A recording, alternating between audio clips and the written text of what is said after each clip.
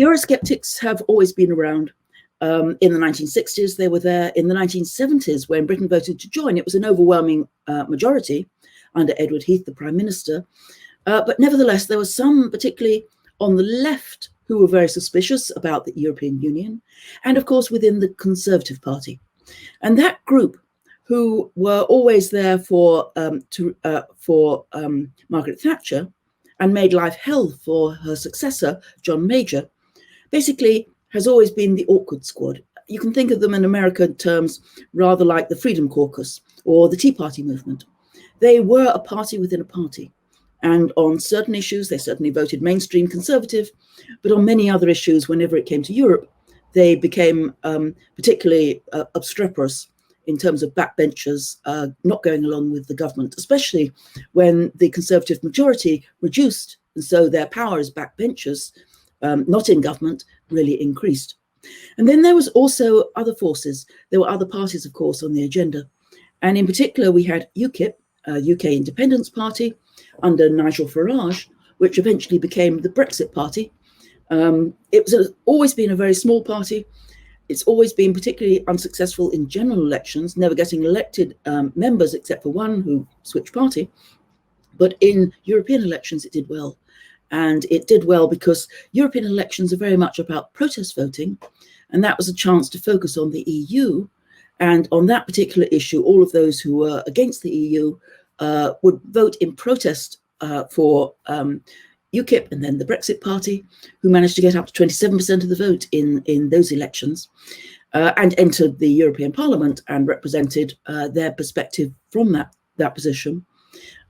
So their influence then, especially in the Conservative Party, was absolutely decisive, particularly at the time when David Cameron was thinking that he was going to call the 2015 general election.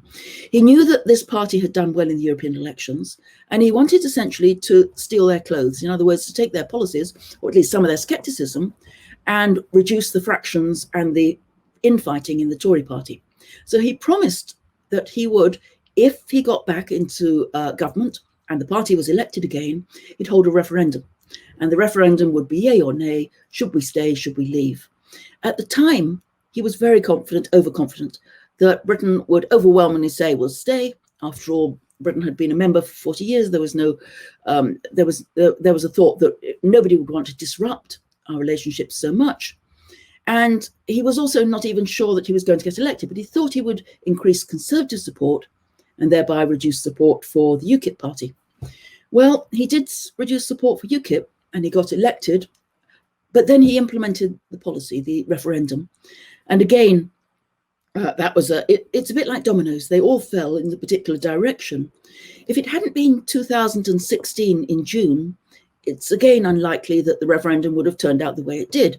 So what was causing that? Well, one was the migration crisis. In 2015, it peaked. Angela Merkel opened the doors in Germany to migrants who'd been flooding across from Afghanistan, from Syria, through two different routes into Europe.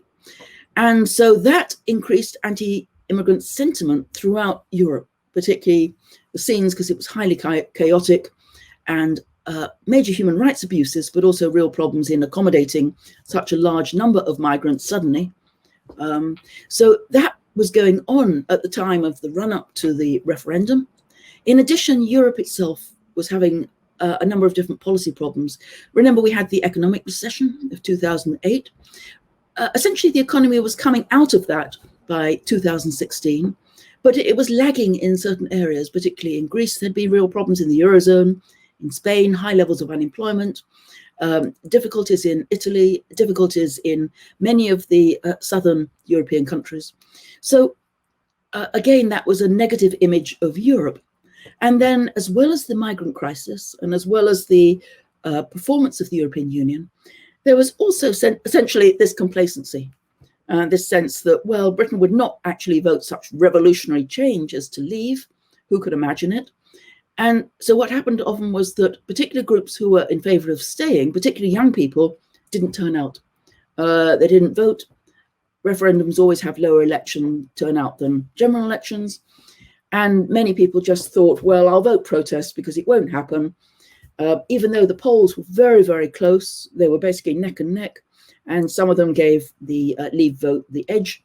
But the campaign was overwhelmingly supported by people on the by leaders on the Remain side. But nevertheless, there were some charismatic leaders clearly on the Leave side, notably Boris Johnson and Nigel Farage.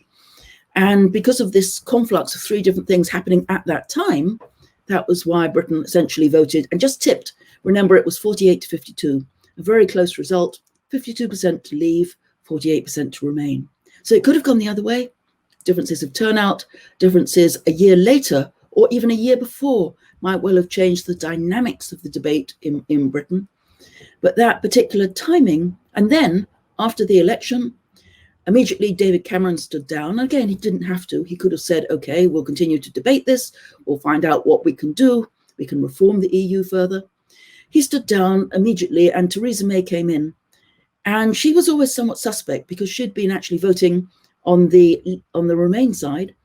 And so she had to make overtures to the Eurosceptics in the Tory party. And so the first thing she said, more or less, was Brexit means Brexit, which is a phrase which essentially means, okay, we're going to go ahead with the referendum decision. And on various occasions, she said it's the will of the majority, even though it was 52%.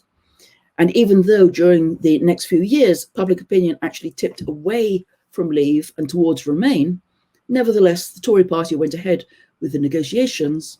Then eventually, of course, when that broke down with Theresa May, Boris Johnson took over, and that even more firmly moved the Conservative Party and tipped everything towards the decision to leave.